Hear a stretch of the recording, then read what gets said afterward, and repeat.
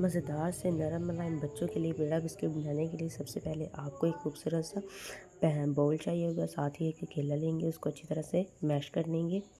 अब साथ ही इसमें आटा, मैदा, कॉर्नफ्लोर, चीनी और 2 चुटकी नमक, baking soda, baking powder, cocoa powder, घी इसमें डाल के, इसमें साथ ही वनीला एसेंस डाल के और इसको अच्छी तरह से स्पैचुला की मदद से मिक्स कर लेंगे।